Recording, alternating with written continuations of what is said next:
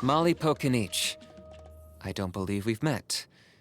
If you'd like to request my services, please brief me on the job and state what you're willing to pay.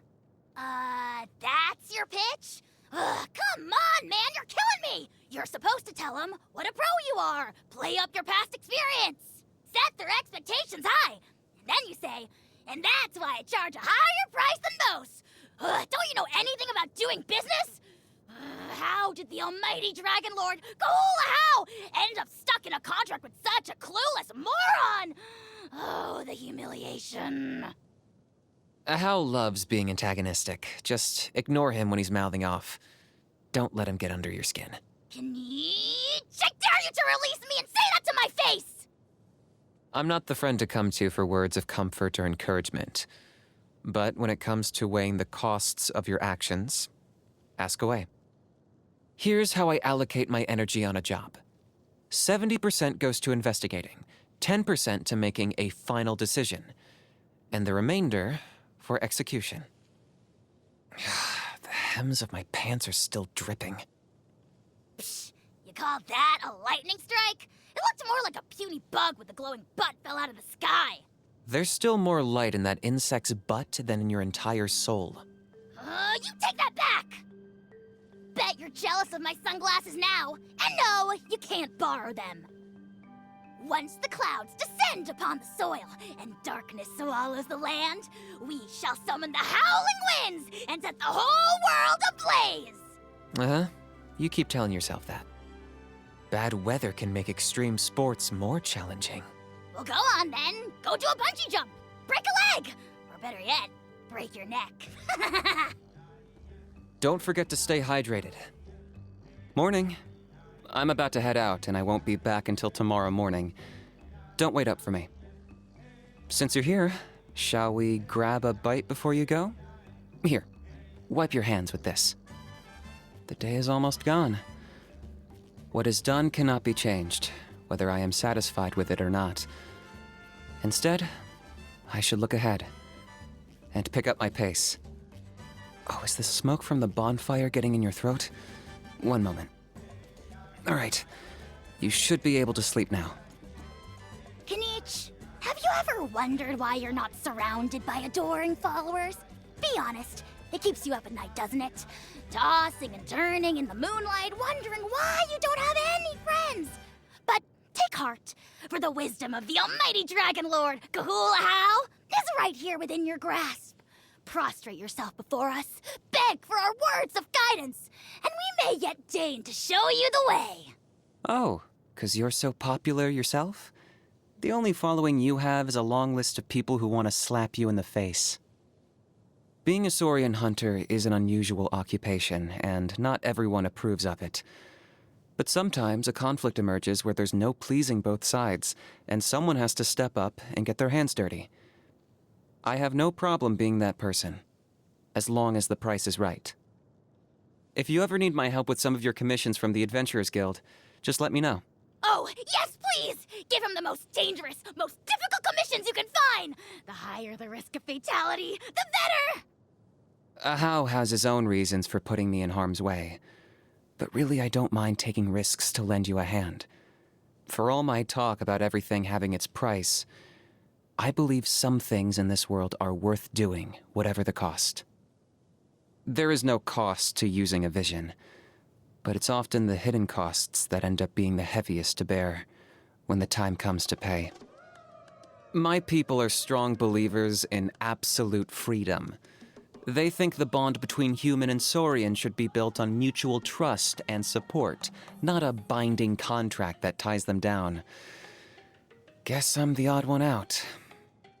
When picking Canepa berries, you should always check to make sure there are no pesky Saurians nearby. You stingy little lizard brain! You slimy, slithering, miserly worm! You're a selfish butthole! I only gave those festering fruits a second look because I was starve-hat to death! Suit yourself. More for me. My fury cannot be contained! For most of my life, I've been getting others to pay a price. Then the Pyro Archon used the Ode of Resurrection to bring me back from the Night Kingdom, and suddenly, I was the one paying the price. Only then did I finally understand it from both sides. To the stronger party, the price is a bargaining chip. And to the weaker party, it's a sign of what's at stake. What matters is whether you have the courage to make the gamble. I've taken jobs from her before. She offered to pay me to act as a battle advisor, and the mora was good, so I accepted. After working with her a few times, though, I noticed she's not exactly a pushover. When I pressed her about it, she eventually admitted that battle advisor was just code for mentoring Kachina in wilderness survival. So, a battle against nature, then. I'd probably just call that life. Anyway, that business is concluded. And I now have 2 new acquaintances. I saw a job posting about her once. Some lowlifes from her tribe got jealous that she'd received an ancient name, and basically tried to order a hit on her Saurian companion. They paid the price. I made sure of that. I've seen how she handles her work. Our methods of conflict resolution are quite different. I tend to get one party to shut up, but she silences both. By the time they wake up in their sickbeds, they have nothing further to say, because they've forgotten whatever it was they were fighting about. I saw a strange job posting once while passing by the Children of Echo's territory. The requester was looking for a hardy plant that wouldn't take much maintenance, so I brought over some Saurian claw succulent seeds, along with a pot and some fertilizer. It grows well all over Natlan, even in the most barren areas. But when I went to collect my payment, I saw that not a single seedling had sprouted from the pot. I paid the price for overestimating Shilonen's gardening skills. This was one of the few failed jobs on my record. I've taken jobs from her before. More of a long-term collaboration, really. She makes fitness meals for her personal training students, with everything measured out to the exact calorie. To keep this up, she needs a steady supply of fruits that meet her strict quality standards and size requirements. A single bruise or bug bite, and she'll reject the entire batch. Most people find this impossible to work with, but I've got a good eye for these things. Plus, a reliable means of disposal for fruits that don't make the grade. Wait, what? Oh, that's what you make my juice from? As you can probably guess, I've taken jobs from her before. I helped her purchase a heavy stack of paper-based reading material from an Inazuman merchant. Not to pry into my client's private affairs, but don't the Masters of the Nightwind use woven fabric instead of paper? I've enlisted his services before. It was when a house said he was ill, whatever it was. He was ranting and crying incessantly, so I figured it only made sense to take him to the best sorrow vet I could find. And he really is a pro. Ahau wasn't inside for long, but when Aoife brought him out, he was cured. What do you know about medicine? He's not even a real doctor! He's a quack! A charlatan! You weren't even there! You don't know what he said! Ugh! I am a Saurian hunter. When there's no Saurians to hunt, I take on other jobs, too. I guess that means we're in the same line of work. Back when I was a messenger, people would always ask me to lend them a quick hand with something after I showed up with their message. So then the question is, what does a quick hand cost? Most of the time, as soon as I named my price, they suddenly didn't need my help anymore. I did weeks of preparation for my first Saurian hunt. I spent several days just observing, stalking, and lying in wait, created 3 different traps, no less, and made detailed notes of its daily routine and feeding habits. A lot of that effort was wasted, but it was a necessary waste. Ahau used to be sealed in an ancient ruin, up until I signed a contract with him and let him out. I took him for a reckless moron who'd be dead in a ditch within days. But no! Somehow he's still here, alive and kicking. Ugh, rise above it, rise above it. I am the sovereign ruler of the Nation of Flame, and I have the virtue and dignity to match. Your virtue and dignity is what makes you hope I kick the bucket every day? I meant time and patience. Anyway, as long as you know how to keep them under your thumb, even the most vile and wretched beings have their utility. Get stuffed, Kinich! right! Oh, just you wait! I'll find someone to beat you to death before the day is through! I've always dealt with things in terms of costs, so it came as no surprise to me when the Wyab granted me the ancient name of Malipo, or Turnfire. Value comes from surviving, so I don't look forward to the day my life will come to an end. But I'm also the bearer of the Turnfire legacy, and I'm prepared to face the flames when that day comes.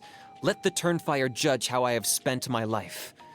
I know I won't have anything to regret. I've tried my hand at all kinds of extreme sports.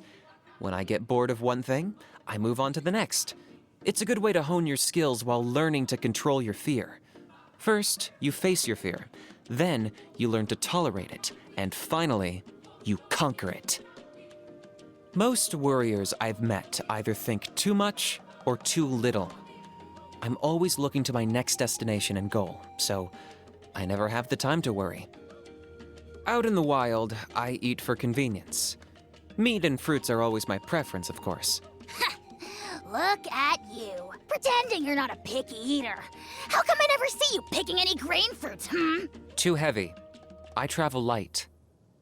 Cold or spicy food defaces the sacred temple that is our body, and steaming hot oils a noxious gas that we avoid like the plague. Nothing too hard, as it is laborious to chew, nor too soft, for it lacks flavor. So tell me, what do you want? To feast on your soul! This is quite delicious. I should offer you some cash in return, or some kind of gift if you'd prefer. Spit it out, you greedy snake! Some of that was meant for me! Very nice. That had more flavor than I was expecting. Hear that? He's mocking you. He thinks you can't cook to save your life. Any chance I can return this to the kitchen? Hey, hold your stinking horses! I haven't even tried it yet! How? All right. You love bossing people around almost as much as you enjoy taking people's money. Next time, get your own pair of wings and you do the flying.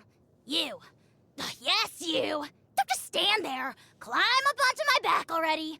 A ride through the skies from the back of the almighty Dragon Lord, Kahula How, is a once-in-a-lifetime honor. Don't worry. It's just a gentle cruise through the forest. Just follow me. I planned out a route in advance, and I promise it's safe. Don't forget what you promised me in return. All right, now, hop on. Happy birthday. A knife just needs to be two things: sturdy and sharp. Try to pack light. Avoid large and unwieldy items. Like this umbrella, for example. Before I head out, I tighten my headscarf and remind myself to stay calm and alert. You've done a lot for me, and I don't take it for granted. You can either name your price, or accept what I offer you in return. I swear on the Malipo name that no matter which you pick, you won't be shortchanged.